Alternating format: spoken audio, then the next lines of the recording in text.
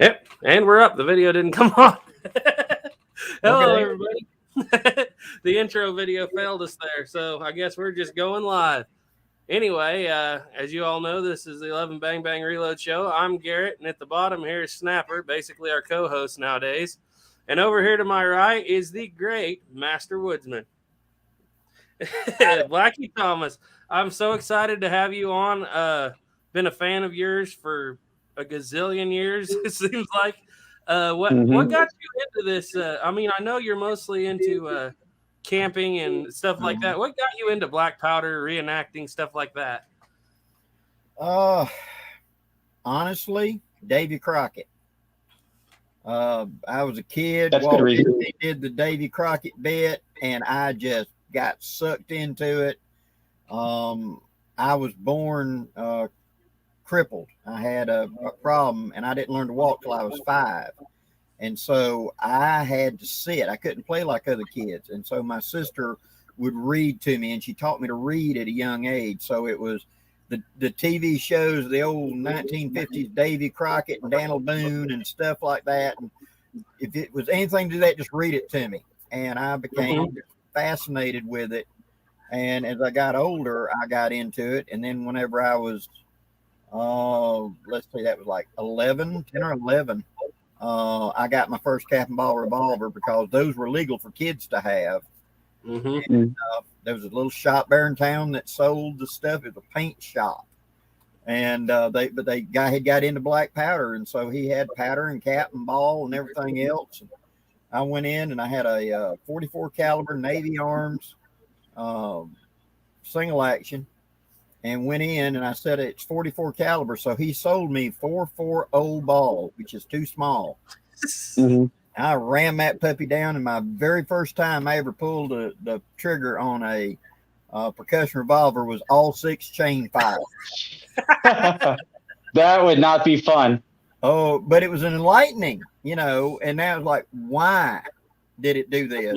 And that started me digging deeper, and I discovered Elmer Keith and all these others that wrote about it. And this is the mid 1970s. The bicentennial was coming up, and so a lot of reenactment groups that had started for the Civil War in the 60s are now talking about bicentennial, and they're doing stuff, and it was just everywhere. J.C. Penney's sold cap and ball revolvers. CVA, I wish I'd lived back in those days. J.C. Penney's did. So every little. So Blackie, quick question for you: when you all 6 went off, did you know you had a chain fire, or did you just go, "Holy cow, these things have a lot of recoil"? Well, I did not know it was a chain fire, but now I had shot guns. Even though I was very young, I'd shot quite a few guns. I'd even shot a 44 Magnum by that point. So when I pulled the trigger, and that sucker went whomp and just stood up. Big cloud. Of course, my cousin that was out there with me, his eyes were about that big, and he was impressed. And I remember him saying, "That beats a 38 special." Yeah. And then I figured out all the hammers had gone, and the one in the bottom had rammed into the rammer, and we had to dig it out. And but I figured this ain't working. Something ain't right. And that started the chain of events to figure it out. So. That brings me to another question, Blackie. If you have a chain fire like that, I've never had a real chain fire myself. I've been lucky, knock on wood. But if the ball hits the gun, like your lower one would have, into the loading chamber, it didn't mess the gun up or hurt the gun? Yeah, all of them will go out except the one in front of the rammer. So they'll go down inside the barrel, or the one will go down the barrel, but only that. And it didn't tear the gun up. Most of the chain fires I've always traced back to faulty nipple, and it comes in the back rather than coming in the front, because normally you got a good seal or whatever, but there's no guarantee that opening is truly round. And so a thing that I point out, I had one that chain fire, and I could not figure out why. And for what I did was I pulled the nipples out of it, I rammed the ball, had it cut a ring, and then I put a real bright light, and I looked in the hole, and I could see a ring of light.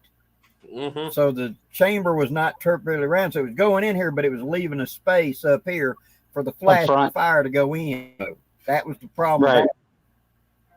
And I think it's probably because it was a 70s gun, you know, that's probably more common in them 70s guns than it's today as far as that goes. But much lower quality of manufacture.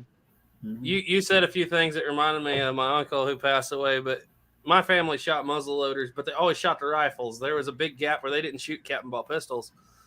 And my uncle, who'd always shot muzzle loading rifles, got him one of those pistols, and he just, since it was 45, he thought it was 44, so he would patch the round balls in.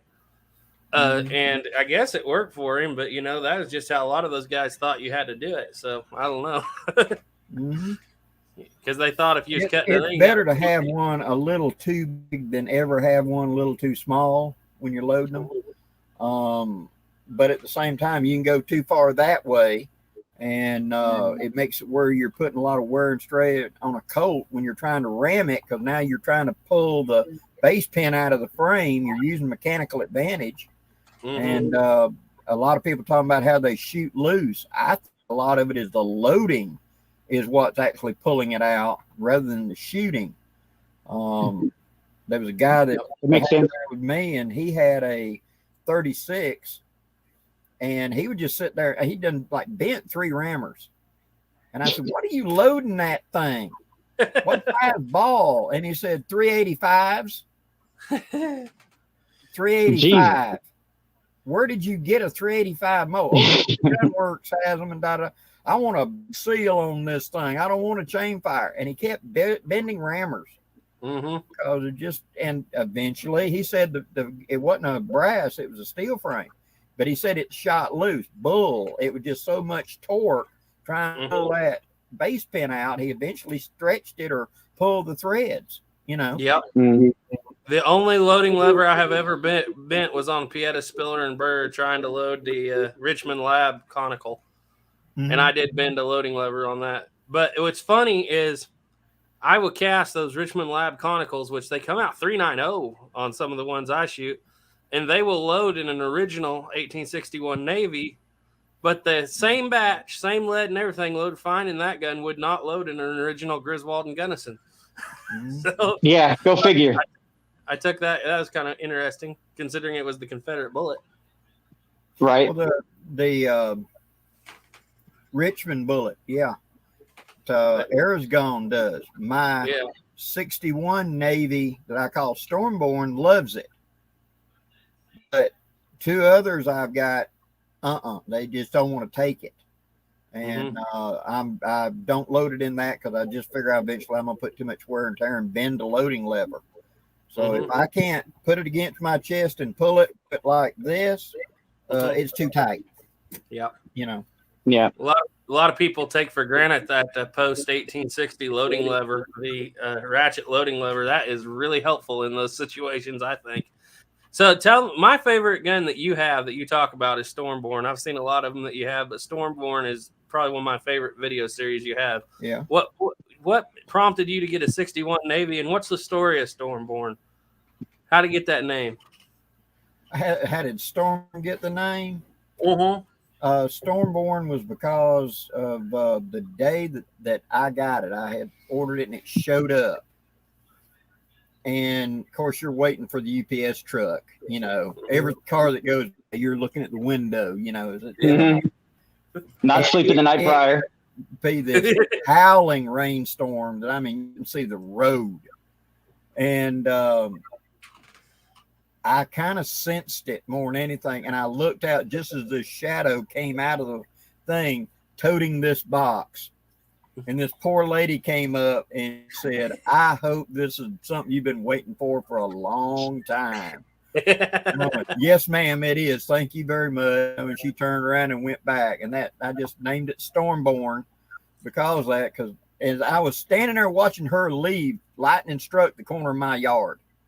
Lit a tree, a big mimosa, like bam, you know. I said, well, it was either that or call it lightning strike. And I like Stormborn better. So, yeah.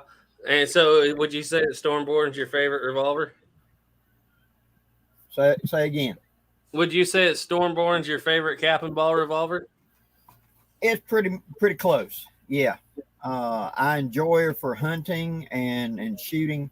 I played around with all of them, and one of the handiest guns to me, and I don't have one right now. I thought about getting another one. Was one of the 5-inch Sheriff 1860 Armies. I toted one of them for many years, and I made a case set up of 2 of them, and then a pocket police in the set with all of it, and someone that I knew just couldn't live without it. And every time I said no, they kept adding money until finally I just couldn't say no, and I let them have it. But that was one of the handiest guns to me for a field gun. Stormborn is a little long because she got a long barrel on her, but I'm used to carrying a full length gun for cross draw or for straight up, etc. Just used to it. But a shorter gun is handier in a lot of ways. I've got a 5-inch Sheriff model 58 Remington that I really like, but I'm a dyed-in-the-wool Colt guy, so I love solid frames. Don't get me wrong. But if I'm just picking up one to go to the range, 9 times out of 10, it's going to be a Colt. Yep. Just me. I agree 100%. It's when you, I think it's when you get into the history. There's nothing wrong with the Remingtons necessarily, but there's so much more history in the Colt. It feels like, because, you know, there's more guns, stretches back a little farther as far as the handguns go. But let me get over here to the comments, guys, because we got a lot of people in. We got Gray Pilgrim, Brass 762's here. Angelica said hi. Diane Houston, James Kinsey, Garza Vlogs. Hi, guys. Thank you all for coming out tonight. If you got any questions for Blackie, go ahead and shoot them out over there. I know that Gray Pilgrim had one that he even made a video about that he was going to ask you about tonight. So if you have that question, I don't remember what it was. Gray Pilgrim said Blackie's video on being sneaky was great. Recently was great tips. It was a good video. Hold on. I just discovered the comments. Just a minute. I'm backing up and catching up. Yeah. That's okay. While you're reading that, I was just thinking, I just checked out the other day because I wanted to watch Davy Crockett really bad. And they said it was on that Disney Plus. So I tried to sign in on the kids' account to watch Davy Crockett, and it wouldn't let me. So I had to go back and make an adult account and then go through a whole bunch of warnings about stereotypes. And the big warning that came up, the big disclaimer said this film was wrong then and it's wrong now. And I thought, whoever wrote that has not seen this show, because that thing was way ahead of its time as far as stereotypes went. I mean, he really worked for the natives in that show, I thought. Yeah. But I did. It's pretty sad, a classic like that. Like, that is a classic kids movie to me. Like, that's a kids movie. Like, that's what we watched as kids. To be honest, if it wasn't for that movie, about 90% of the black powder enthusiasts wouldn't be here today. I agree. Hold on a second. I'm going to log back out and log back in because y'all are getting broke up to me again. I'll be right back. All right. Okay. So I'll read a few of these comments. I just talked sense. Independent Thinker said, hi. I just talked sense in the guy who wanted to shoot jacketed 38s in his Navy. Man. Not too good an idea on those soft metal guns. There you go. Is it better? Y'all better. Y'all get, I guess a buffer or something fills up at point X. So y'all start getting broke up where I can't understand you. Yeah. We have a little bit of an echo. Okay. I can't hear it. My speaker a little bit. How about that?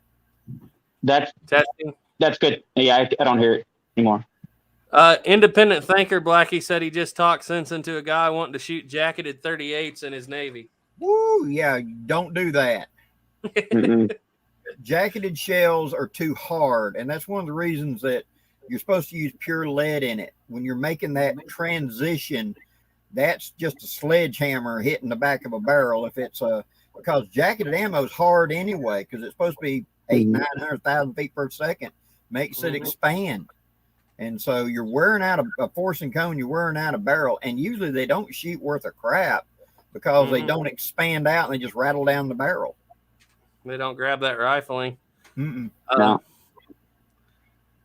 Brass said he took apart a 43 Spanish Reframado cartridge Looks like they loaded it with fine black powder dust.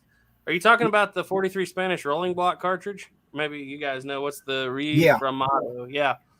Yeah. The thing about those is they were more back in the day, there were as many kinds of powders you have today. So we're used to the 1F, 2F, 3F. Trust me, there was 1.5, 1.3. There was all kinds of powders, and everybody was trying to make a name for themselves.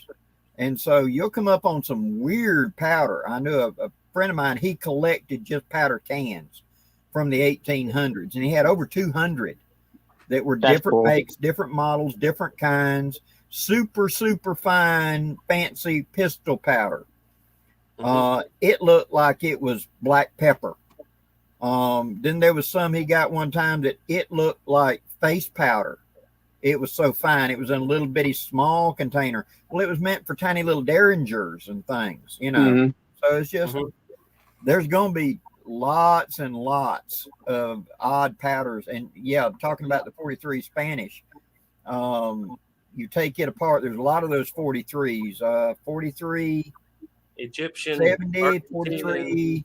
There's a 43 Egyptian, 43 Spanish, 43 Argentine was the one he's talking about. I believe that's the Argentine round, the Ramado, whatever. Yeah. I was like making black powder myself, and I just got into corning it, you know, using a press to press it into pucks and then corning it through a mill. Every time I noticed that actually helped the power of the powder quite a bit more than screening it, because screening it always turned back to the best way I can say it, like moon dust. I mean, it feels like talcum powder when you first ball mill black powder, and if it's in that state, it just has no power if you have to have any more than just a tiny bit. When you get that fine, you don't have enough oxygen. That's kind of what I was expecting. And when I was loading that, like I would screen it through a normal screen, and when I'd load it in a cap and ball, and you'd crimp it down, I think that the granules were not strong enough, and it would just turn into, you know, just a clump of powder again. Exactly. And once I started pouring it hard, it made a huge difference. Completely different. Like I would say 20% more power by just pouring it. It was quite impressive. We had a guy in the living history that was making his own cannon powder, 1F, and actually a little bit bigger. And because when you're shooting a Napoleon cannon, you put some power in that thing. And he got tired of, you know, ordering a shipment that the club would go in together and do a thing, and half of the shipment would be for him. And so he decided to make his own. And it's so much cheaper too to make your own powder. Yeah. He got it and started doing the corning method, worked a whole lot better than the screening. He'd screen it, it would go pop. You know, he put a full charge in at one time on an event we were at, touched it off, and it went burp, and the ball fell out and started rolling. Wow. And 300, 400 grains of powder, and it went burp. You know, it rolled maybe 30 yards, and we picked it up. And after that, he went back to the other method, and it would get the velocity and fire, and he could shoot several hundred yards out for targets and things. So, but yeah, that's a future goal of mine one day, to have enough property and a Napoleonic style or size cannon that I can shoot for fun. That'd be great. That's the next step up in the cap and ball series, a full cannon. I'm going to get to you guys' questions in just a second over there, but I have something to ask Blackie, because we've had discussions on. You said you had a 36 caliber squirrel rifle down there where you're at. Was that a Flintlock? Yeah. Do you prime with like Null B or 4F down where you're at because it's so humid? How in the world do you get away with that light priming powder in humidity? Usually what I do, if it's really humid, I don't prime until the last second. Usually I would stay with 3F, you know, and it would prime and fire fine with 3F. In the winter when it's very cold and dry, our winters when it gets cold, it gets dry. Then I go to 4F because it works better in that. But if it's humid, 3F works better for me. And a lot of times around the pan, on the underside of the pan, I would put just a touch of candle wax on it.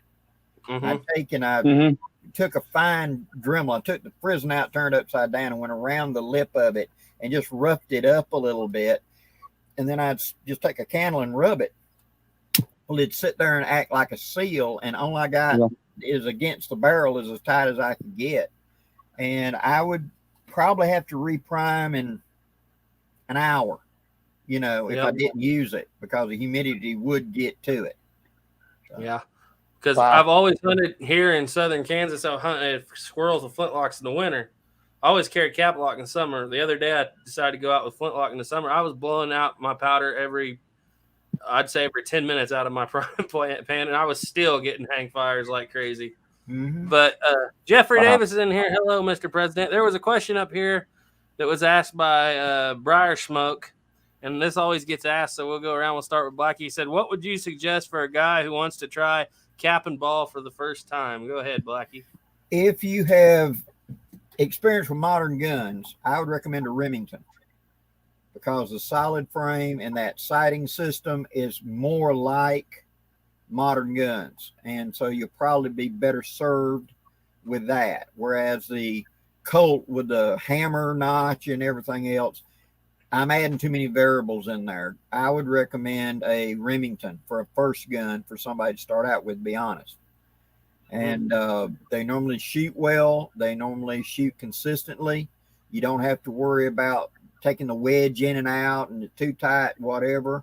I see a problem with a lot of people that are brand new, don't understand, and they put the wedge in there and they hammer that sucker down, and that pulls everything up tight, and then it won't rotate.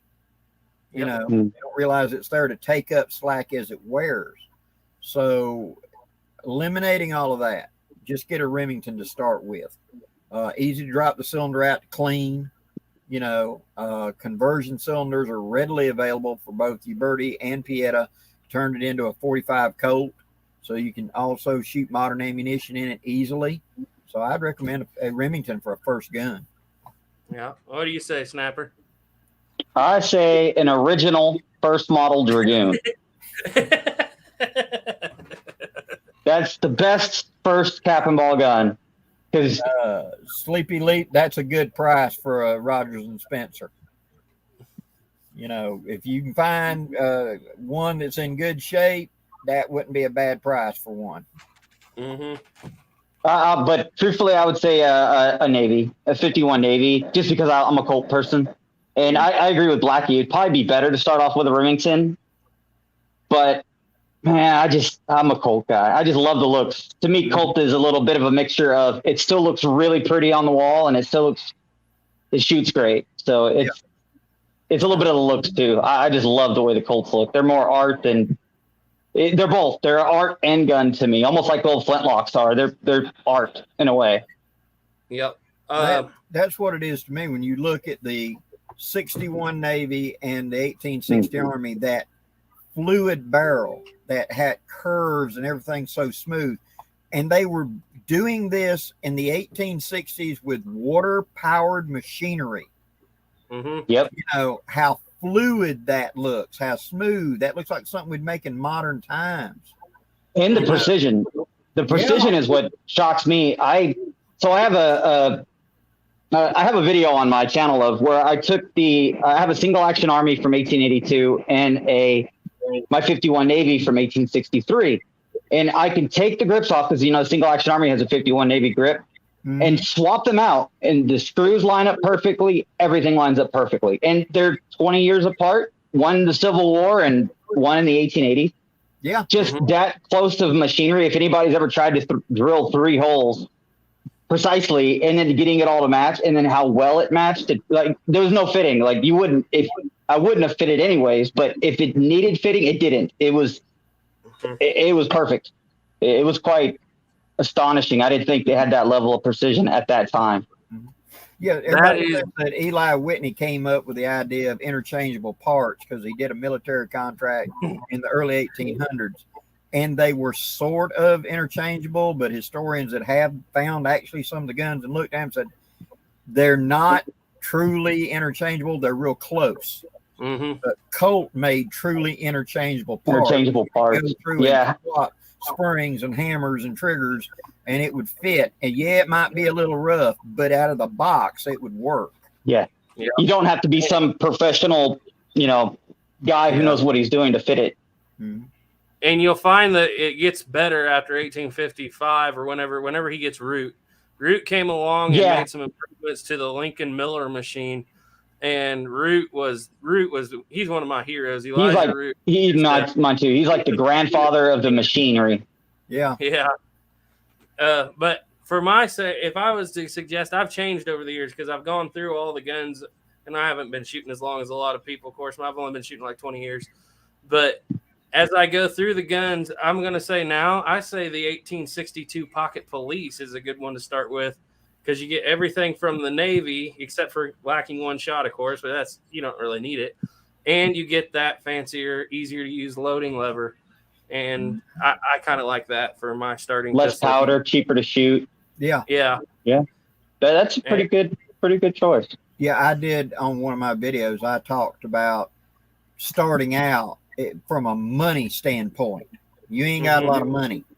One of the 49s or the Pocket Navy or the 62, low powder capacity. I'm getting more shots per pound. Casting my own bullets. I make more bullets per pound of lead casting 36 versus 44. And if all you're doing is just going out the range to have fun and shoot paper targets or whatever, or bust a bunny, 36, go with it. I mean, it's beautiful. And kind of going along with that, I'm going to ask you this. If you had to carry one for self-defense, is it going to be the I bet you're going to say Rogers and Spencer, but what would you say if it was your only self-defense revolver? If it was only one gun, I could have one percussion gun, period. 1860 Army. Yeah. Because I load shot in it, and it's better snake loads than the 36s. And yeah, the 36 is a better small game gun, and etc. But I cut my teeth on a 44, and I would have no problem doing everything I need to do with the 44. From small game up. Because that's a real advantage of it is the 36 is a better small game gun, and we know from history it was more effective as a man stopper. The 44 is a better snake load gun because it holds much more shot, and therefore it's a better snake gun. That thing, I can even take birds up close with it. If they're sitting perched, I can take them with that. 0 to 15 yards, 20 yards, something like that. So as a food getter, self-defense, that 44 with a Johnson & Dow will put a hurt on something. So, and I can take big game with it. So that would be, if you put my feet to the fire and say only one, it would be an 1860. Do you think that Rogers and Spencer is slowly taking the place of that, though? Is it too big? No, honestly, I love the Rogers and Spencer, but it's a Dragoon to me, and I'll take a 60 Army for that. It's big, it's capacity, it does everything, and it's impressing me. It really is. But it's got a long road to hoe if it's going to convince me to give up an 1860. 60. Yeah. I would feel on that one. Yep. So what do you think if you got to carry a cap and ball snapper for defense? Because I know this question gets thrown out there a lot. Some people, it's all they can carry. Right. There's a lot of countries. That's the only thing you can get a hold of. Man, 1860 Army is the short barreled, 4.5 inch, 5 inch 1860 Army. I don't think you could beat it for self-defense purposes. I think I would especially if you got the little bird's head grip on it. I mean, and then it's a tiny little gun that has more than enough power to do anything. Unless you're President Jeffrey Davis out there, I believe he has a sawed-off Walker. I carried I saw that video. I carried a Walker for a hunting gun for a while, and we were doing a work week at a big black powder club I was part of. I mean, it's a regular gun club as well as doing black powder, and we were having a range weekend where we're cutting grass and cleaning up limbs and that type deal. and everybody's walking around with their 44 Magnum, and at that time the 40 S&W was just coming out, and everybody had 10 millimeters and 40 S&Ws and a Glock or whatever walking around. And I had that Walker on a big cross draw on my left hip, and we had got a break point, and everybody come up to grab something to drink and a hot dog or something like that. And one of the guys turned around and looked at me and went, "Oh my God, you've got a Walker on and it's capped. Oh my God." And I went, "It's hammered down on an empty." "Yeah, but it's capped. That thing will blow a leg off." I went, "You're sitting here with a 357 on and you're scared of my Walker." Yeah. So. Oh man, that's funny. That's pretty funny. I for a little while when I was doing videos, I had Duke Fraser Productions make me up 2 Walker, and I hear a Walker and a Dragoon. I had to invest in some suspenders. You just can't keep it. You pull your belt off. They rode up on the pommel on the horses. It was a horse gun. Mm-hmm. Yep. You know, I still remember the first time I ever saw a Dragoon or a Walker in person. Like, I got so used to, because my very first cap and ball ever was a Pieta 1860. Mm-hmm. And the first time I saw it, I was like, "Oh my God, that's so much bigger than I thought." Like the photos and the videos make them look. They're massive guns. I just had to have one after that. And then when you saw Clint Eastwood in Outlaw Josie Wales, it wasn't do the border roll with a Walker, the border shift with a pair of Walkers. It's like, Jesus, you just slung 10 pounds in a circle. Yeah, they had to spit that up right hand. I can do it with my right hand, but I cannot make it work with my left hand. I'm left-handed. It's funny, but it's like you can do one.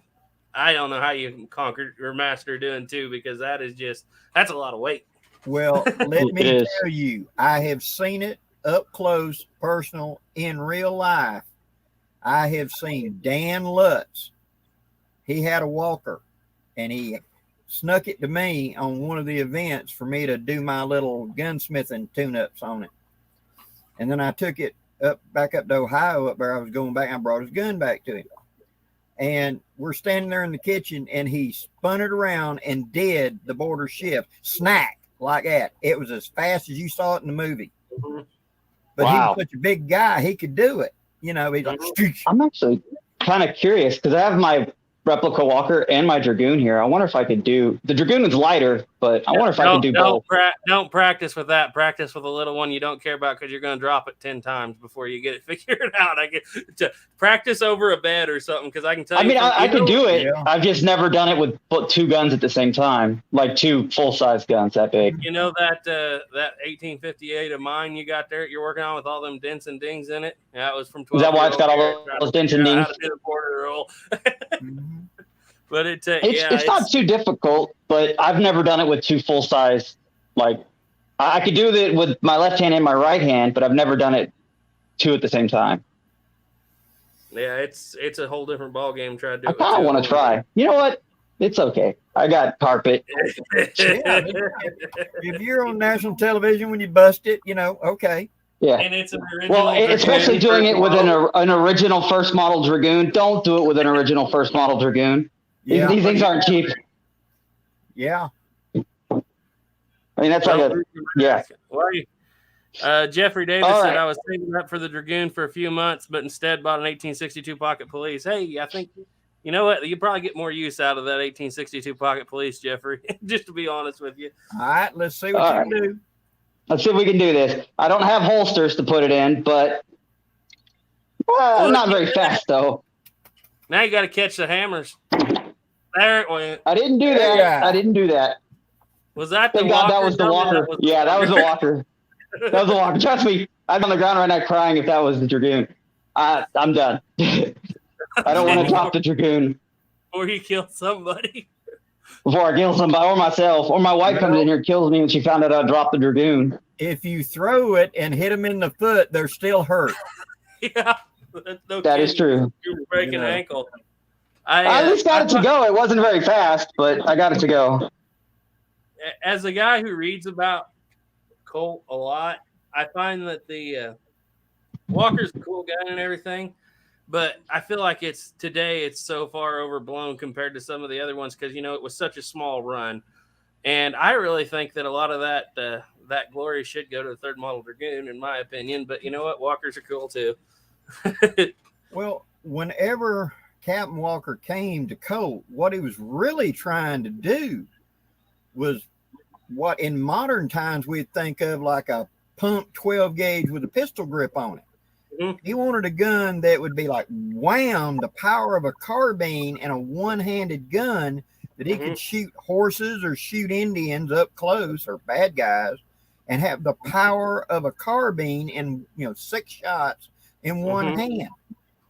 It was not really meant to be what we think of like a pistol. It would think of like a pump 12 gauge, boom, get off of me type gun. And I could see that. Those guys must have had forearms like you wouldn't believe by the end of the Civil War. Yeah. And a few of them did make it through the Civil War. Kind of amazing. But I always felt like the Walker is a prototype of what the Dragoon would become, and it was. And the Dragoon, in my opinion, is just a better gun. But I do like the Walker, but I feel like it gets a lot of overblown glory nowadays. I love the look of the Walker. I love the capacity of the Walker in a modern gun for hog hunting, something big game. But to me, that kind of moves it up here to the shelf of it's a big hunting gun today. The 3rd Model Dragoon's a better choice, or the Rogers and Spencer. But you'll be more likely to find a 3rd Model Dragoon than you will a Rogers and Spencer. And getting a 3rd Model Dragoon, from the military standpoint, they had started out with the 50 grain charge and that big old bohunking bullet that looked like an ICBM, the Prickett bullet or Pritchard bullet. And the guys didn't understand. I mean, you got to realize most people in 1840, if you walked up and said a handgun, they're thinking of a Flintlock, a dueling type pistol, a Dragoon. This idea of a revolver, a pepper box. No, not a pepper box. It'd be like today if I went and issued Star Trek laser rifles to guys, in a Army group and didn't give them any training. They'd never seen one. So these guys are trying to kind of learn it as they go. You just load it and you shoot it. A lot of times that was the extent of the training. And they were big, they were heavy. Again, the power is supposed to be kind of like a sawed-off shotgun. Bam, But as the military developed it and the powder charges started coming down and they went to issuing paper cartridges to it, that powder charge came down because, they cost too much to feed because you don't need that much power.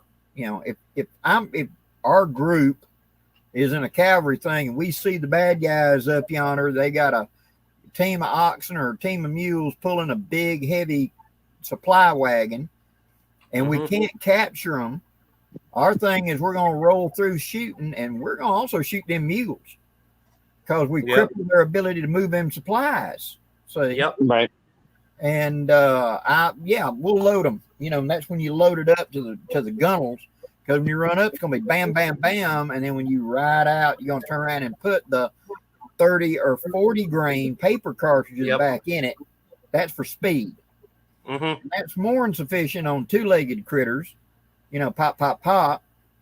But there's evidence of out in Kansas and stuff between the war years of guys taking 3rd Model Dragoons and shooting clean through a buffalo with it. Right up beside it and go bam. That's where a lot of those guns that got out of military service ended up going into doing something big like that from horseback. They're quite impressive. The power out of a Dragoon is quite impressive, even to today's standard. I still get giddy shooting that thing. It's kind of like, wow, that's impressive. For the paper cartridge that was issued by 1860, the 1860 Army would take the same cartridge. Same bullet, because they were only issuing them with 40 grains. Well, they got up to 30, 30 60. But just to go back to your point about the sawed-off shotgun, that is an interesting point because military doctrine at that point on pistols, it was not heavily leaning toward pistols, of course, because the gun it was replacing was basically a smoothbore sawed-off shotgun. Yeah, the they'd load them bucking balls, and and scatter into the mass formation as you charge through on your horse. Where when the guys, all stacked shoulder to shoulder coming up, and suddenly you wheel up over that little hill running 35, 40 miles an hour to dead run, and you'd hold the pistols until you were right there at them, and then bam, bam, bam, and they had to dive out of the way or be run over or be shot. You needed that because them guys all had bayonets and they spun around with all bayonets. A horse don't do too good with 30 bayonets. Nope. But a buckshot pattern, wow, it'll do it. Yep. I've always wanted to shoot from horseback to see how hard it would be. Always wanted to do that. I always think it's funny when we talk about the Walker because when we get you get 60 grains in a 45 caliber or 44 caliber bullet, and then I like to point out that the Aston at the time was a 54 caliber. So it wasn't that it was doing that much more power; it was the fact that it still had a lot of power, and it was 6 shots instead of 1. Yeah. And also rifle. The ability to have a rifled pistol shot was amazing because anybody who shot a Flintlock smoothbore pistol or even a Caplock smoothbore pistol, it's kind of a trick. Well, when you look at Walker and Hayes and them, that it came up against the Comanches with the Pattersons. Yep. And the standard tactic of the day was the older Indians would kind of hold back and kind of goose the younger ones to get up there and be brave, and get the white guys to shoot because they knew it took too long to reload. And if they get them to fire, well, you can cover a lot of ground in a heck of a hurry with a pony, especially when you can stand up and be lobbing arrows at them at the same time. You'd close. Well, then they turned around. They didn't have single shots. They had double guns and extra cylinders. So, Battle of Walker's Creek. I've always thought it'd be so neat to see that in person. Like the actual fight, that would have been cool. Now, Duke, who studies that, he talks about how that they did do a number on the Indians, but they run out of everything they had, and at the last moment, I believe it was I don't think it was Walker. It was somebody else. One guy had one good round and their rifle took the chief out. But, at the same time, that was, I won't fight Jack Hayes anymore. He has a pistol with a shot for every finger of his hand. That was the saying at the time. So Jeff Davis said, if you go into a gun museum and see an original Walker, you won't believe you have the same gun at home because of the size. Snapper spent some extensive time with an original Walker. And so Snapper almost bought an original Walker. Is the size that much difference between that and the replica? Personally, that ASM, I think, is exactly the same size. Yeah. It feels the same. The real Walker seems a little lighter. I know it sounds weird, but it does. Yeah. Different feel. Believe it or not, the first time I ever held an original Walker, I didn't realize it was an original Walker at first. And I know that sounds dumb, but it had a different style loading lever put on it, the later style.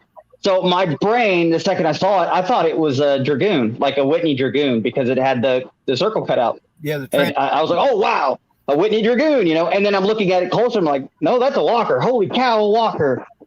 And yeah. He said, I still haven't given up that dream. Something that a lot of people don't get is that we're physically a lot bigger than they were. We are. In 1900 in the United States, the average height was 5'2". The average weight was 135 pounds. The average shoe size was a 6. And they talked about that all cavalry people had to be under 135 pounds because they didn't want the horse to tote a whole lot. You didn't have many John Waynes in the cavalry. So we're talking about a guy that was 5'2", weighed 110 pounds, and he's holding a pair of Walkers. Wow. Yeah. And then another way to say how big the Walker is when I got that ASM Walker, right? the parts on my first model Dragoon are parts off the exact same equipment that made the walkers. Exact same equipment. And so the parts, like I showed, that they're almost interchangeable. Just the arbor lengths are different lengths on the walker versus the Dragoon. Mm-hmm. But the cylinder size, it all looks exactly the same. Mm-hmm. Like I had brought out, were the round bolt lock, which did lock the cylinder forward, back, left to right, and everything. When Colt got away from that because they were getting beat up, you know. Yep. And they went to the rounded type, so now the cylinder could recoil forward and back and not be hung up on that. But yeah. I mean, other than being shorter, you can see the exact same size round, pretty much. Right. I think the original is a tiny bit smaller. Yep. And the barrel frame and everything, like, they don't fit because, you know, this is, I don't even know what size. I know it's like an American thread, and this is Italian, but they're close to the same size. Like, they're very close. It's not that big of a difference. Like, I really believe that if you needed parts for like a Dragoon, a real one, you could modify replica parts to make them work. Not too difficult. Dixie Gun Works used to, in their catalog, they talked about if you had an original Colt and it listed Walker, this part will fit.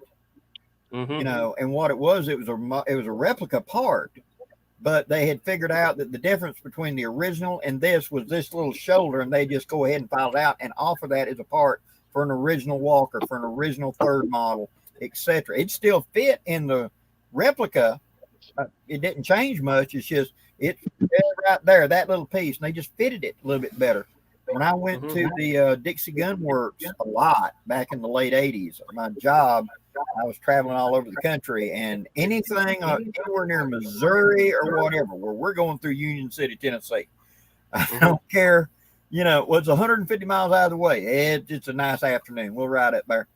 And so I'd go through there, and I got to meet Mr. Turner, and he got to recognize me, call me by name because he saw me so much. But he had such a great collection, and we had a lot of times to go through the cases and look at his collection. And there was a 1860 Army revolving carbine, completely fake, you know, and he had a whole case that was fakes and things like that. And he would get calls for people they've got an original third model Dragoon and it's fake part. And he knew this will fit. The Piatto would fit, or the Remington would fit, or whoever. He knew what to do with them. Mm-hmm. I've personally noticed that Birdie is very close to the sizes. They're very, very close to the same sizes. It does depend, because if it's a Remington, I found they're not. Yeah, Remingtons aren't. But Birdies do better on the Colts. I have to ask you, Blackie, have you got any experience with the LeMat? I have shot a LeMat, and a good friend of mine had a LeMat for several years. And I borrowed a LeMat to do a video a couple months ago. Yeah, I think I did see that, yeah. The LeMat is, if it's loaded, it's a very formidable weapon. But it is a lousy club once it's empty. The sights on it are worse than a Colt. It's got a lot of shots. And that buckshot under the barrel is real handy for getting them off me. But you could see why generals toted this gun. Yeah. You know, it was a prestige weapon. You know, I have my revolver, you know, that type of deal. But I can honestly say, after firing one quite a bit, that loading lever is just garbage, dude. I mean, every time you pull it, you just know it's going to snap off in your hand. And is that the kind of gun you buy, the loading off the gun loading lever set? Yeah. I wonder why they didn't put a Colt type of loading lever on it. You know, just come around the barrel somehow, come to the side. But the way it cams backwards on that pin, it just don't work. You know? Would you say it's heavier and more awkward than the Walker even? Yes. Really? Okay. See, I haven't even handled one. I need to get into one. Yeah, me neither. When you're holding it and everything, it does point well once you get it on target. But as far as handling capabilities of coming up on target naturally, no. It's like pointing a flip-flop at something. It just does not naturally point. A Colt is light years better as a natural pointer. I can see why officers would carry it. Officers don't shoot a lot. No. Probably don't hardly shoot ever unless they're shooting for signal. If it's loaded, you got what, 10 rounds altogether. So, you know, sitting in your desk on your tent, there around your tent, that might be a good deal. But Michigan Mike from up north's up here, and he said, "Greetings, gentlemen." And Brass had something to say here. He said, Brass 762. He said the C96 Mauser and the Walker are the first personal defense weapons. Yeah, that's pretty close to it. Yeah. There's a couple more in here. Diane Houston says, direct this to Blackie, said, Blackie, my gunsmith has suggested you use half CLR, half water when antiquing a black powder revolver. Have you heard of this being used? I have not, but that being a mild acid is what CLR is a mild acid. Would dilute it. It would pockmark it more if you're looking to put wear on it. Believe it or not, I don't recommend this. Boiling Clorox. I knew guys that were doing antiquing brown vest muskets and stuff, and they would actually heat up Clorox and do it outdoors till it boiled, and then they'd submerge the barrels and stuff in it, and it would pockmark it like crazy. It would look just like an antique that's been through hell. So yeah, I'm sure it would, because it's a mild acid. The method that I use for antiquing is slower. I'll tell you that straight up, but it gets better with time, because as you shoot it, it darkens and the patina comes in. And whenever you look at an original that's real, it's never smooth and even. It's always this patina that's darker, lighter, whatever. And there's depth to it. There's depth to the patina. Like there's a depth to it. There's a lot of depth to it. Yeah, you probably can't tell, but there's depth to everything. I don't think you could get this kind of finish if you were trying quickly. It would have to take a long, long time. I've done it, but you got to do bluing, and then you're putting vinegar on it, and then you're carting it off, and then I put mustard on it. You know, anything that's going to put a patina, and you're just layering patinas. I had a friend of mine that he had a third model Dragoon that he had bought new, and they had inherited from a great uncle the third model Dragoon that he had on the cattle drives out west in the 1880s. And it didn't work, but he wanted me to look at it. I did. I told him it wouldn't work, and he wanted to make a replica of it that looked the same and put them in match set up on the mantelpiece where one he could shoot and not shoot the old original. And so I took nearly a month of painstakingly layering that to make it look like it was a true original. And I got it there where you had to look close to tell the two guns apart. But it's so labor and time intensive. And really the finished product, if you'll just do it where you strip it with the vinegar, hit it with a little light watered down gun blue, let it rust, buff it off, and don't put any oil on it, and just every day check it and let it naturally rust and brown, darken a little bit, and then go shoot it. When you get done shooting it, wipe it down with a black powder patch, let it rust a little, and that patina will just multi-layer appear. Stormborn and Shiloh, both of mine, that's what I did with them. And now laying them out, you look at them. I've got a dadgummit, Cimarron Model P single action army. That it's the one they came out with in the 90s, that it was a true 1-to-1 of the Colt, and was even had all the marks, roll marks and everything. The only thing it didn't have was on the top of the barrel, it said Cimarron out of Texas. It didn't say Colt. Besides that, it had patent dates. It had everything. And it's the one that all the collectors pitched a fit over because they did look so much like an original first gen. And I antiqued mine that way. And I had it for, I don't know, 4 or 5 years. And we went to a gun show, and I came in with it, going to show it to a friend of mine. And this other collector over here that had a nice collection of original Colts, he asked to see it. And I'm talking to my buddy, and I handed it to him. He's standing right there, and I'm talking to my buddy. And this guy just become livid that I had ruined an original by screwing a modern barrel into it. I mean, just chewed me out, you know.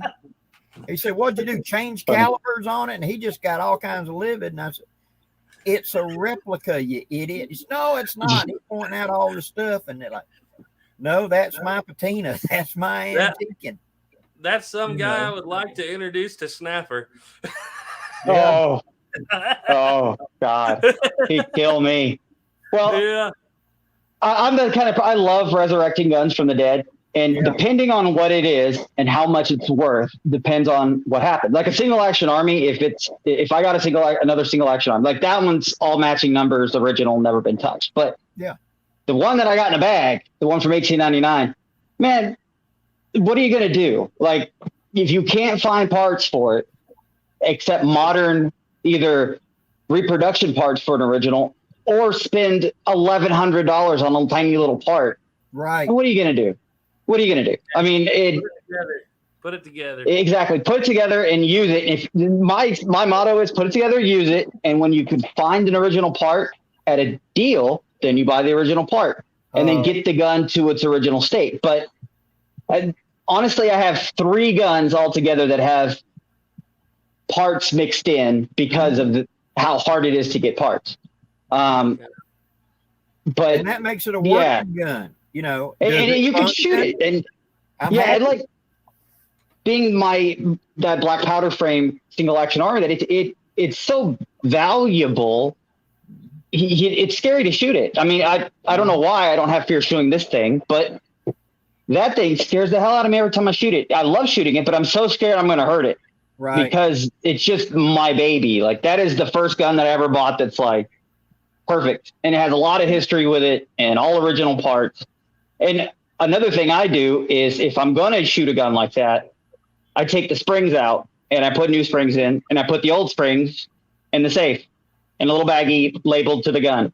Because if I break a spring, who cares? It's a replica spring I broke, not an original. Exactly. And if you ever go to get rid of it, you've got all the original parts to go exactly. with it. And that's what I tell people. If you do something like that, you can make these guns shootable without extreme fear and without losing value of the firearm.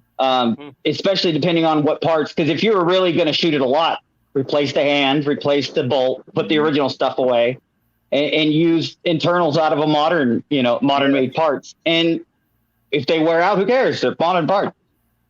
Yeah. Everything Black Powder's in, guys. He said, howdy. Guys out there in the chat, be watching. We are going to have Everything Black Powder on the show here in a few weeks. It's maybe a month from now. Jeffrey Davis in here. Michigan Mike from up north. They're talking about having to make a off the gun loader for the Lamat. Arizona Ghost Riders is in here. Hey. He said, hey, you gunslinging rapscallions. There was a question here I was looking. Oh, Sleepy Elite asked Blackie, I've heard that lined leather holsters recommended to avoid excessive wear to bluing. Does it really make a big difference?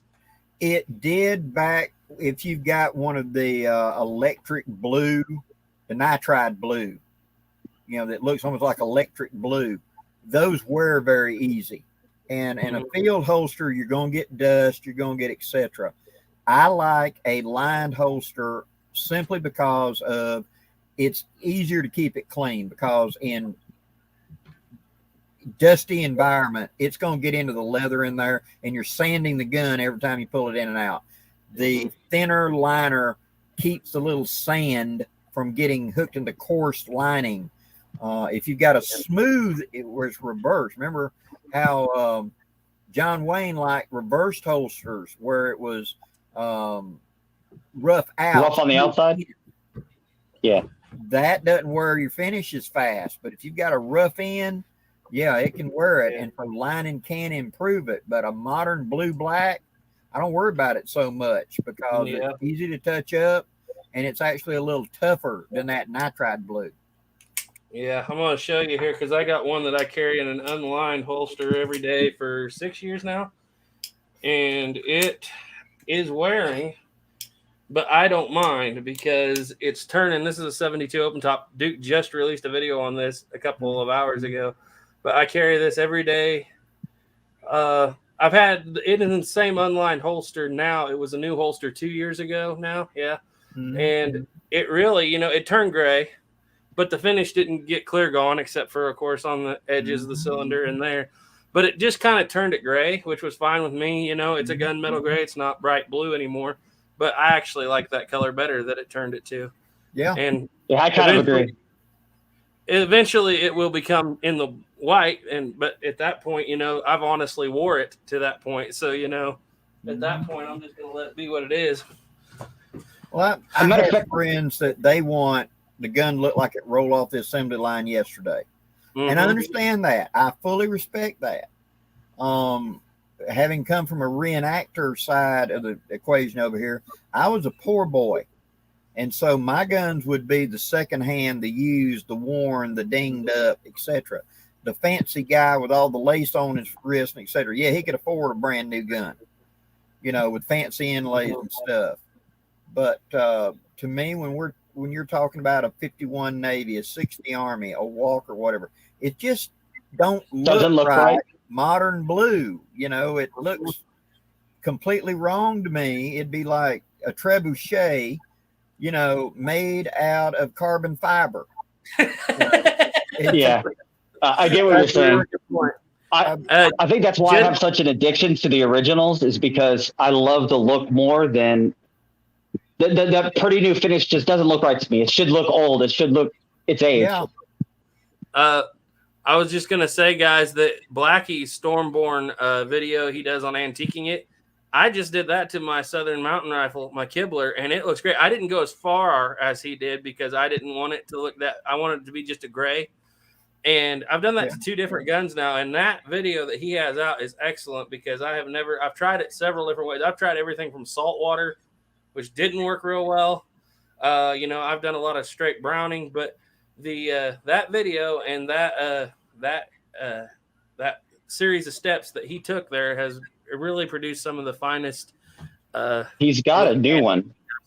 He's got the paid class. I recommend it highly. I haven't got to do any of that stuff yet because I've been really, because this is the only replica I own right now. I really want to do this Walker, but I don't know. I kind of want people's opinion on it just because I want to do that to this, but I've never done it yet. So I'm still a little chicken.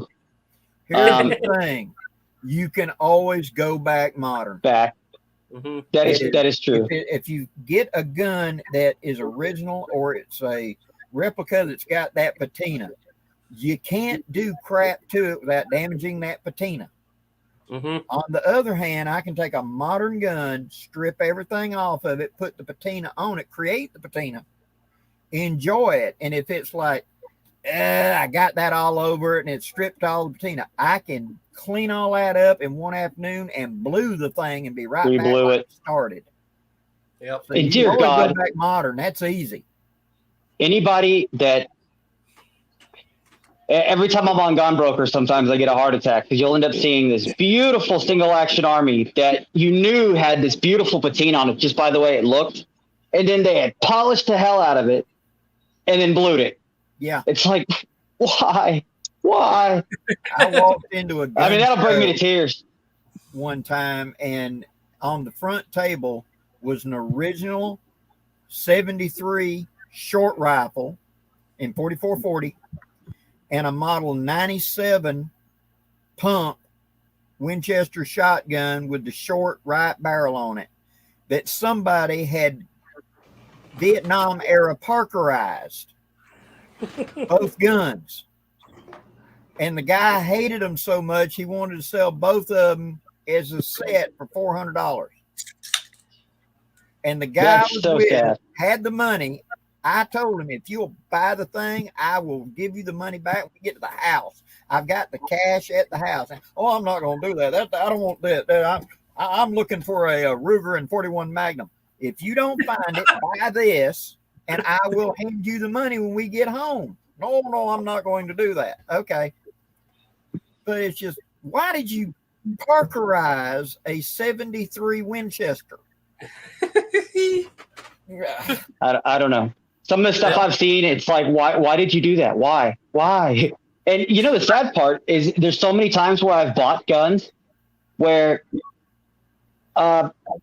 say for instance, the notches or the timing was off a little bit. And instead of for them to sell the gun higher, they'll just go out and buy a brand new hammer for it, for like a, first gen or whatever, throw it in the gun and then throw the original one away to try to think that it's going to bring the gun more value. And it's like, no, I want the original hammer because those are repairable.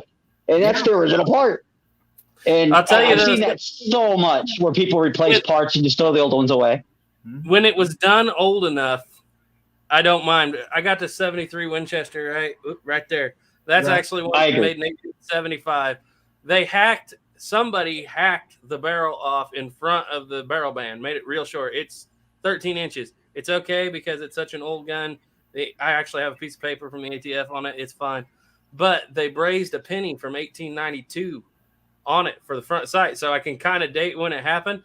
And I got it for $500, and I was kind of like, you know what? That's kind of cool. I kind of like it. I agree. If it's been modified for most of its life, then that's really what that gun is. I mean, realistically. Yeah. Oh, you see all kinds of modified guns. I remember, not a spring chicken anymore, but I remember the little pawn shop in downtown when I was growing up. There was a barrel, literally a barrel, and it was full of World War I muskets, German rifles, Austrian rifles, whatever, Persian Mausers, whatever, and they were $25 a piece. And somebody $10,000 barrel today. Yeah, take it. I remember that with the Mosin and Gans. But I've seen them turned into deer rifles, into whatever. I've seen 92 Winchester cut down to where it had an 8-inch barrel on it. And I went, why? He said, for shooting cattle. They make 22s, Well, for those guys, that was cheaper and it made more sense. That was yeah. It was the cheapest thing you could get your hands on. Yeah. This is just my opinion. A lot of those guys that sporterized them, like I have a sporterized 1917 that was done in the 20s, and it was done just beautifully. Mm-hmm. And really what they were doing was they were extending the life of the gun, in my opinion, because then they were actually taking that gun out and using it more than, if it was still. And I would never do it to one today, but I don't knock those guys for doing it when they had the, Well, like it's all about the soul of the gun. Earlier we were talking about, you said about getting replica parts to get this gun up and functioning again, where I could, I subscribed for 30-something years to Rifle Magazine and Hand Loader Magazine. And Ross Seyfried in there was talking about, had some mentor of his that was a good friend of his, and they were at a gun show, and the guy gave him a gift, and he pulls out, and it's wrapped up in oilcloth, and when he unwraps it, it's the first modification to make the trapdoor Springfield. It was in the 5090. Oh, wow. But it was, like they had modified the 1861 musket to make it into that. And he'd given it to him. But this had come out of the factory, never been installed in a gun. It was original, Well, he gave it to Ross, and he said, I held on to it for like 5 years, and where am I going to find a stock for it? And, am I going to find a donor gun? 61s are not that common. And, how could I do this? And said he got back with that guy after, 5 or 6 years, and he asked him about it. He says, I don't know if I'm going to be able to find the parts for a 61. He said, you do know Italy makes 1861 muskets every day of the week, right? He said, ordered an 1861 musket. He pulled the barrel out, and this dropped in like it had been inletted for it, and he had a fully functional gun like that. you know, that he just refinished the stock to make it look like it was original. They went, I never thought about using a replica to get the gun back in operation. He was going to hunt all original parts. Well, I think surplus 1861 stocks are kind of dried up by now. A little bit. A little bit.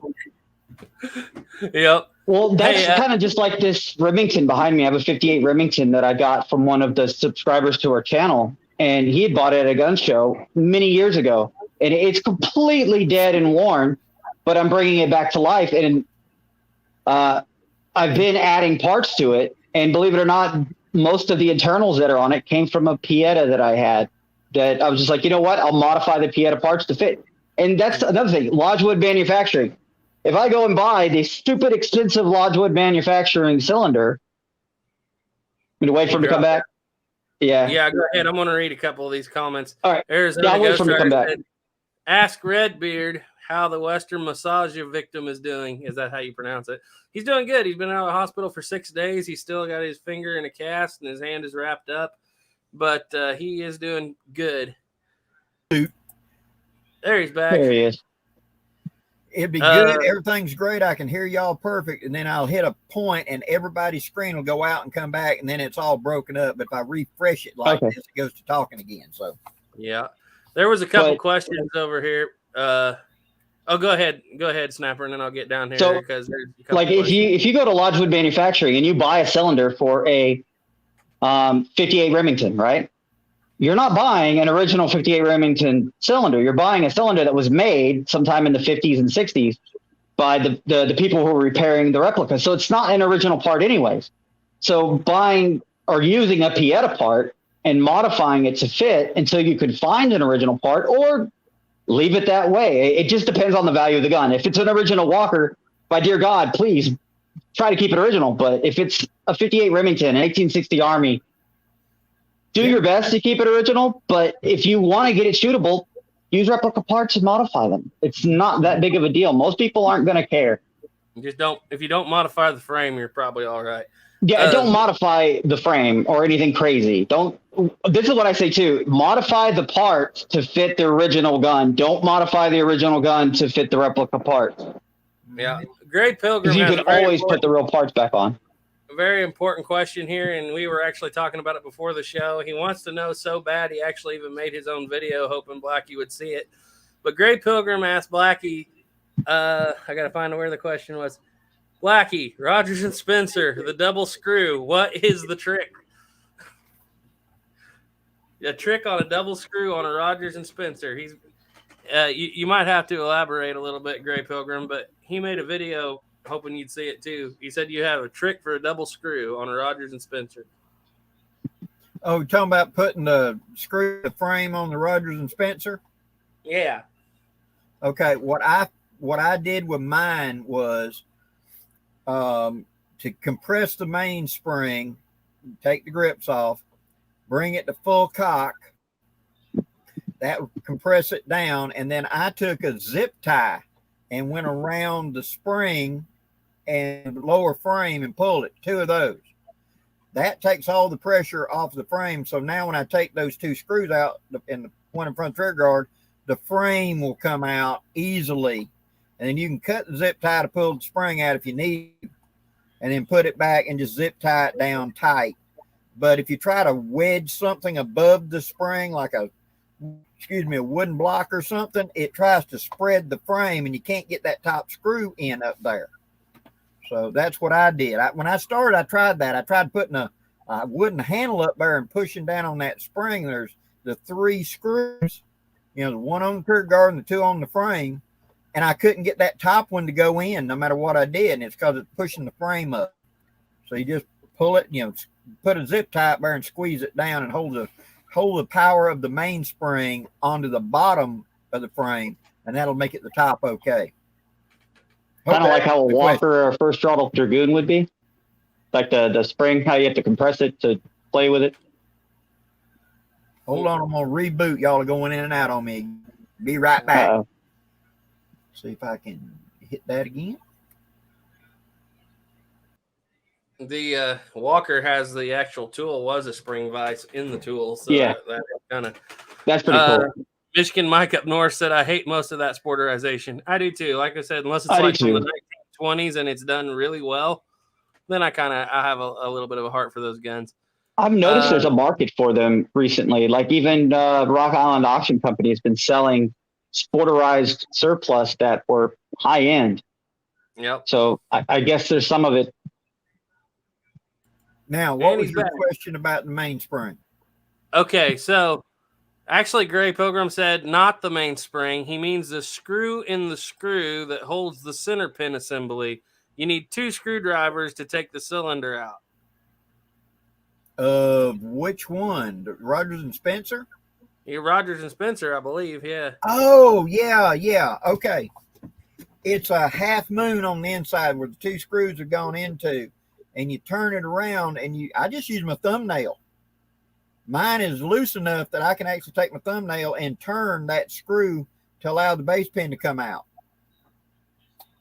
And what I'm going to do with mine is mark the top of that screw, take a punch up there and ding it so I can tell when it's up. That means I can pull the base pin out, and when it's down, I know it's locked in place. Mine doesn't require that. If yours is doing that, it's too tight. The two are supposed to go together where you look through the opening, and it should be a dish out until you rotate it, and then it cams up to block it. So if it may have got out of sync with each other, maybe 2 pieces, and they're actually, how you put it in, it's binding the base pin. But mine rotates. You just take the fingernail and I can rotate it. So, but yeah, there's a screw on both sides, and they screw together like that into each other, and they may be disaligned. Try taking it out, slide it in, and look at it, and then put it in and see if it'll line back up. Best I can tell you. I haven't had that problem with mine yet. I just turn it with my fingers and pull it out. You know what I'm wondering, if he's thinking that it's like 2 screws you have to break loose and completely unscrew apart to get the center pin out versus it's just a cam lock? It could be. It could be somebody before you put something on it like JB Weld or something. Yeah, with threadlock, that would suck. I can sit there and do like that and just rotate the screw. They're tight to each other, but they're not tied in the frame, at least on mine. And so like that, I can put out. But if I take my fingernail and just rotate it like that, now it's locked. Yeah. See? It's amazing when you go to gun auctions and stuff and you pick up these old guns, how many people thought, especially people from like the 50s and 60s and stuff like that, that if their screws got loose, they ought to just put a touch of red Loctite on there. You know, that way that gun we used before we got Loctite? Yeah, what was that? Clear fingernail polish. Works real good. It dries it right out, huh? But my next experiment with the Rogers and Spencer is going to be this. I've got the 44 caliber reloader from Weiniger, I believe is his name, Guns the Old West. Yep. And so I got the cylinder, and it's the right size so that the Walker, which is actually going to be like 35, 40 grains, right? It goes right into the right size, and I measured it. So I'm going to try loading a paper cartridge that would go in the Walker and see if it'll go into this. Yep. I want to see that. Yeah, Dustin's a pretty good friend of the channel. He's always on here, but he makes a good product there with that. Oh, and, he does. Real good product. I gotta have him make me a set for this Merrill carbine back here, but it's gonna have to be kind of a one-off thing because it's kind of an odd dude. But I've been trying to make my own on a mandrel. I cannot get those paper cartridges tight enough to fit in. But everything Black Powder said, I had to use Cimarron spring on my original 1887 Winchester. It works fine, and I can shoot it. Yeah. Yep. And that's pretty well we caught up over here on the. Caesar said the 2 best YouTubers. Well, one of us is out. Yeah, I'm out. I think it's probably me. Oh, no, man. No. I'm sure it's not. Oh, man. It's okay. So, guys, we've been going for an hour and 20 minutes. We're going to go for another 10 minutes. So if you got any more questions in there, you guys go ahead and throw them in the comments section. But yeah, this has been a real fun talk, and haven't even hardly had time for Blackie to tell any good stories outside of just giving advice. Could you please tell us the story on the Spiller and Burr? Yeah, your original, tell us about your from a long time ago. Do what now? Say again. Tell us about your Spiller and Burr. My original Spiller and Burr? Yeah. I had gotten my original Spiller and Burr because a good friend of mine, we were like 10 or 12 years old. It was after I got my first cabin ball revolver. His uncle passed away. He got this cased 51 Navy, and wrapped up in oilcloth was this solid frame 36 Spiller and Burr. And so me and him over the course of the summer worked out a deal, and I ended up with the Spiller and Burr. And everybody knew it was a replica. It's got to be a replica. Okay. And so I shot it quite a bit, and it was not horribly accurate, but I learned from it, and I got to where I could keep it on a bunny, and it became one of my favorite, you know, in February, walking around in the sage fields after dawn looking for bunny rabbits and stuff. And then there was one of the nipples finally just broke, and I couldn't get it out. Forget it. You know, I had every trick I knew, but I knew this guy that lived in another city, and he was a big Civil War reenactor. And so I had talked to him, and I said, could I bring it down there and him chuck up the cylinder and a vise on his big drill press, and then just chuck up the tool onto the drill press so he could put pressure on it and turn it, you know, because he had a big wheel on that thing. He put hundreds of pounds of pressure. Said, if we break it, we break it, but let's get it out. Well, I took it down there to him, and place is full. We're all talking. It was an indoor shooting range as well. And he took the gun and got looking at it. And I'm figuring this is going to be a 10, 15-minute operation, and it didn't happen. And so after like 30 minutes, he said, Blackie, look, I'm kind of busy today. Leave it with me. Just leave it with me, and I'll get up with you. I'll get it done this week. Just leave it with me. I went, oh, okay. So I left, went on to work. And a couple of days later, I contacted him back and said I was going to be swinging by. He said, okay. So I get there, and where's my gun? And he starts him-hawing around, not wanting to let me know. I said, did it break? Did it what? Well, no, but I tell you what, you know, we got this 1860 Army. He kept trying to trade me guns. And so finally I figured out it was an original Spiller and Burr, what it was. And he wanted it bad for his collection. Really bad. I don't blame him. Mark on that gun anywhere except on the very end of the muzzle, there was these little witness marks. Well, that's where they lined it up in the milling machine on the original hits. That was the only mark on that gun anywhere. It was very late in production when they didn't even put anything on them. And but he wanted that gun really, really bad. And I wanted it back, but he didn't want to part with it. And it ended up a lot of hurt feelings, but I did end up getting something for it, but I didn't get my gun back either. But, you know, live and learn. Man, that'd be a very expensive gun today if it was in that good condition. That's a crazy story, because that's just, you think finding a Griswold and Gunnison's hard, try looking for one of those. Spiller and Burr, yeah, exactly. You don't find them. Yep. Caesar said you only find one through luck, like Blackie did. Yep. Jeffrey Davis has a question. He said, what would you do if you had a loaded ball without powder, but the nipple is seized? Okay, how to pull one. What I recommend you do is you take and rubber inner tubes real good, go around the outside of the cylinder, and then wrap rag around that or something, put it into a vise, hold it, take a drill and drill a little bitty hole in the middle of it, and then take a wood screw and screw down into it. Then put a wooden block and a claw hammer, and you'll pull the ball straight up and out of it. You know, mechanical advantage. Yes, if you got good forearms, you can grab a hold of that screw with a pair of vice grips and pull the ball that way. Not easy, but it can be done. It's just how tight was the ball to begin with. Yep. But you can fix an air load that way. That's the reason we try to avoid air loading, because it sucks to have to pull in things. Mm-hmm. I was gonna grab this. I've done the put powder in the nipple, as much powder as you could shove in the nipple, and then put a cap on it and try to fire it out. And that's worked for me before. We got this a week ago. This is this Merrill carbine, and I've showed it before. These are $2,000 plus gun a lot of times. You know, the original Civil War trap or carbine. And the way it works is you put it on half cock, and then you open it up, and the back comes open, and you load a paper cartridge in it. I've been working on paper cartridges, but we got it from the guy for $600 because it was stuck. And he thought the action was broken there. Well, what it was there was a grease cartridge in there that was a linen cartridge, probably from the Civil War, and it would not crack open. We couldn't drive it out from the front. We couldn't do anything.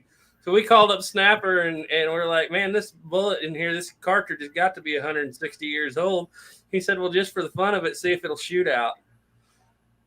And it did. That old powder hit, and you could hear it. We put a cap on it, and it went, and just barely enough to move that piston, and that was so impressive to me that old powder still ran. And the cool thing is we even saved the bullet. We got the bullet out completely. And it had linen on it, as I'd never actually seen a linen cartridge in the flesh before, so that was kind of cool. I had a local gunsmith friend of mine. He called himself a gunsmith. He worked mostly on Glocks and 1911s. Handguns, automatic handguns was his passion. And somebody had brought in a 63 Springfield musket, 58 caliber. And the nipple was screwed up. And so he was going to sell it. He wanted to look at it, etc. And he called me up and asked me to come over and look at it. And I said, sure.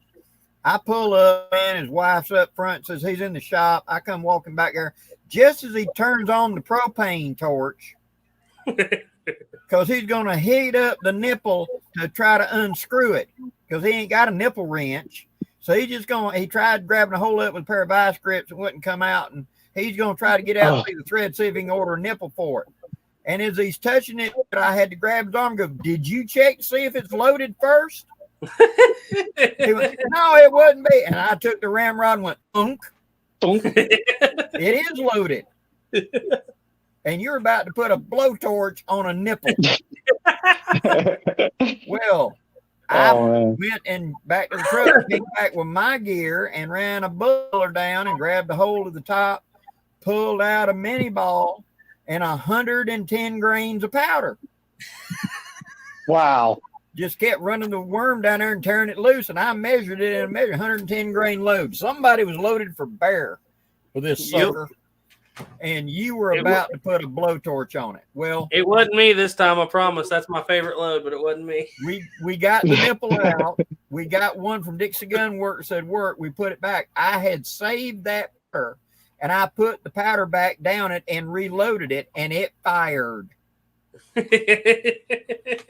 We went out back of his shop, and I said, aim at the berm, and he pulled the trigger, and that sucker went off like a 12 gauge. Woo! 100-year-old powder did go bang. Yep. It'll dry out and be good. It's amazing how that stuff can last. Even if it gets wet, it'll dry out. It will dry out. Double barrel shotgun, percussion double barrel shotgun behind me. When I bought it at the pawn shop here, because I was looking down and I was like, I think this thing is loaded. And it was. Who knows how long it was loaded. But they just went in the back, pulled it out. And I shouldn't have said anything because it would be nice to have had the ball and the powder. Yeah. But yeah, it was loaded. I've gotten deals before in pawn shops and gun stores. They wanted $150 for a CVA Colonial pistol, which was high at my local gun store. And I threw that ramrod down and it was loaded. And the old boy's like, well, I'll just take $60 for it. And I said, yeah. I pulled it out, and one of the guys said, well, you could just shoot it out. I said, what if somebody put 100 or 40 grains of H110 behind that dude? You know, you never know with a modern gun, you know, a gun that somebody's built. You never know. So you got to pull that on those. I didn't worry about it in this Merrill because I knew that was I could see the linen on it, and I was pretty sure they didn't put. Yeah, that thing was stuck for a long time. Yeah. He had Gray Pilgrim said something about local gun store has a Burnside with a stuck cartridge in it. If you can get it for a deal, get that. Them guns are cool. I want one of those so bad. And I think Lodgewood Manufacturing makes those brass cartridges that you have to have for that gun, and they're not too bad. Caesar said a guy had a TC Hawken at the flea market for $75. I did not have on me. Yeah, that's usually how it that goes. sucks. Those are good guns. They don't make them anymore. How many of you guys that was one of your first guns? The TC Hawken, one of your first muzzleloaders. Wasn't one of your first? I've had like 3 of them, and they're very good hunting guns. Oh yeah. I will never have an inline, but I will have a Thompson Center. My favorite modern would be a Lyman Great Plains because it's got that coil spring lock in it, but it looks like a Hawken, so I can live with that. That's what I have. I'm a flintlock guy. I love flintlocks, and I've got my 50 caliber Tennessee pull bore rifle up here on the wall. I plan to hunt with it this year. Where'd you get that? Is it original or a kit gun? Do what now? Is that an original or a kit gun? Oh yeah, I've had all kinds of guns and stuff that have popped up. I mean your poor boy. The poor boy. Oh yeah, that one. The one it's not it's original to me. I built it. Okay, I got you. I was just wondering where you got the kit from. Yeah, it was a Tennessee mountain rifle kit that I got back in the 80s. And I reworked on it, put a double patch box on it. I shoot left-handed with a rifle. My dominant eye is my left eye. I'm right-handed, but I'm dominant left eye. And so I needed a left flintlock for that. I have shot tons of flintlocks right-handed, left-handed, but it's a right-hand gun. And so I built that one up for me. And that one's got a name of La Janita, which is a Cherokee word, roughly translates to beautiful dawn.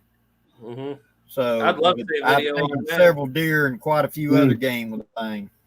Have you took a video of it and put a video on it ever? Say again? Have you ever done a video on that one? I'd love to see that. I love it. Them Tennessee rifles are so cool to me. Yeah, they're beautiful.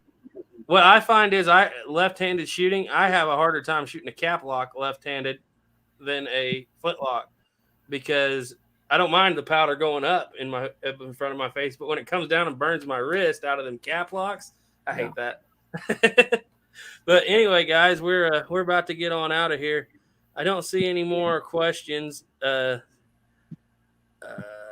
Just a few comments, people in here going, man, this has been a good chat. We've had upwards of 35 to 40 people in here most of the night. I want to thank all you guys for coming out here. This is the time where we go around. Blackie, your next video, you release about every day, it seems like. What's your next video going to be on? I've got a old ways video with Bear coming out tomorrow. That's on first aid and stuff. I went and shot today the Rogers and Spencer shooting the Conicals. That will be coming up next Thursday. And then I've got a ground pounder on stealth camping talking about it. That'll pop up Wednesday. And that's as far as I've got right now. Yeah. You're doing pretty good. I don't know how you do it because, man, putting out even just 2 videos a week is hard for me. But how many you put out a week? 3 or 4? I publish every day, but 2 days a week, which I don't publish on Monday and Tuesday. I publish usually Wednesday, Thursday, Friday, Saturday. Not always Saturday, Sunday. Saturday is when I've got a big question I got to ask. I'll wedge it in on a Saturday. Okay, that's quite the load, but that's impressive. Come on, Snapper, what's coming next? You put a video out the other day. I know. Well, finally, I actually have 3 videos that are almost done. So the Griswold and Gunnison shooting video, finally, and I got the 51 Navy conversion video almost done, and the 49 pocket video is pretty much done as well. So they'll be out real soon. Okay. As for us, in the morning at 7:30, we'll be releasing the 4 3/4 inch Cimarron Thunderer video. If you want to check into that, come back in 2 weeks, guys. I believe it's in 2 weeks. I have A American, and it's going to be a prepping video. And after that is when we have everything black powder a month from now. So Anyway, guys, that's all we have. Thank you all for coming in here. We've had a really good chat. Trust in God. Keep your powder dry. Bye. Bye, guys.